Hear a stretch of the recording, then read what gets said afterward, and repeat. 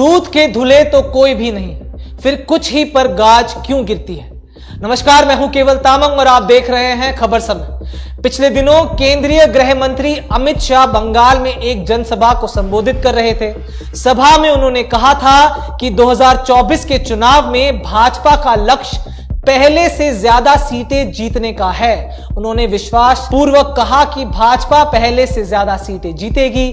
अगर अमित शाह ऐसा कहते हैं तो जरूर इसके पीछे कोई ना कोई तथ्य होगा, क्योंकि अमित शाह हवा में बात नहीं करते।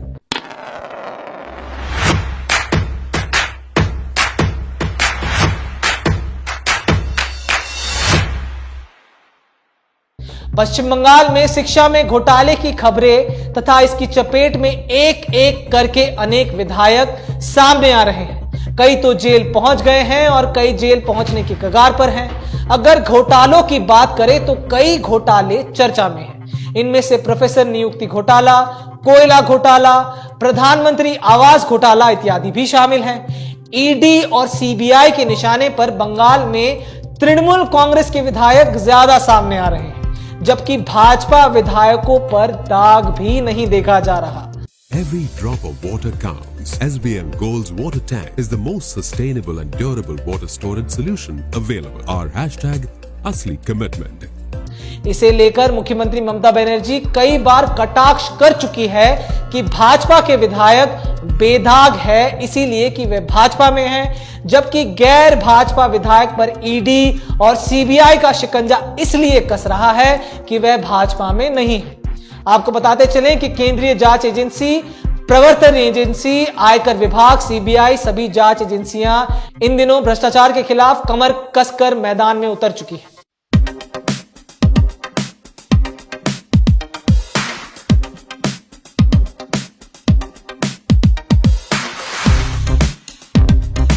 केवल बंगाल में ही नहीं बल्कि पूरे भारत में इन जांच एजेंसियों के द्वारा विपक्षी नेताओं के खिलाफ छापेमारी जारी है।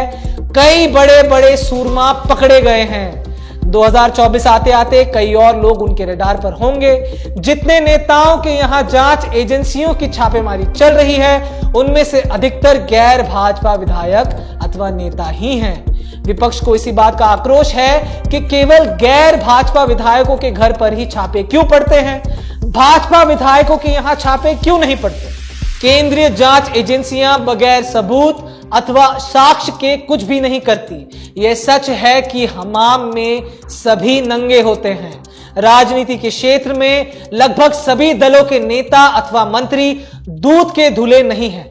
सत्ता पक्ष हो अथवा विपक्ष, राजनीति के क्षेत्र में कोई भी नेता दावे के साथ नहीं कह सकता कि उसने जीवन में कोई गलत काम नहीं किया हो, यानी उसका जीवन बेदाग हो।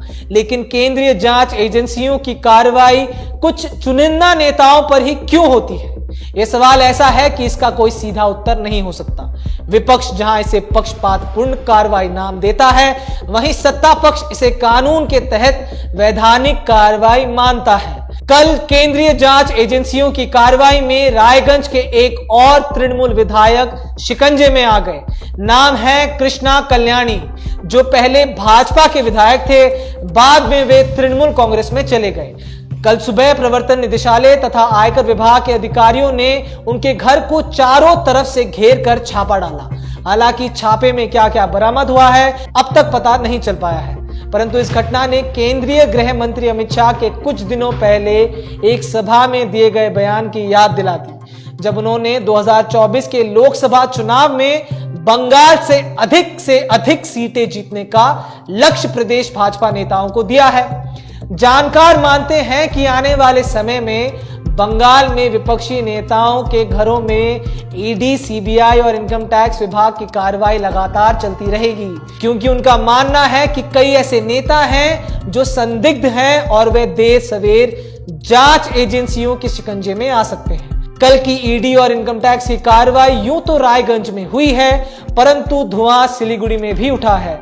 सिलीगुड़ी के पास सालुगड़ा में एक प्रसिद्ध रियल एस्टेट कारोबार से जुड़े व्यवसायी के घर पर भी छापा पड़ा है। रायगंज से उठी चिंगारी सिलीगुड़ी में और कहां कहां तक भड़केगी यह तो पता नहीं। परंतु इतना तय है कि आने वाले कुछ महीनों में तृणमूल कांग्रेस के कई और हैवीवेट नेता केंद्रीय जांच एजेंसियों के शिकंजे में होंगे। फिलहाल आपको बताना चाहूंगा कि यह खबर हमारे प्रतिनिधि सुरेंद्र श्रीवास्तव की रिपोर्ट पर आधारित है। ऐसे ही तमाम खबरों के बारे में जानने के लिए हमारे साथ बने रहें और देखते रहें खबर समय। हर समय खबर समय। धन्यवाद।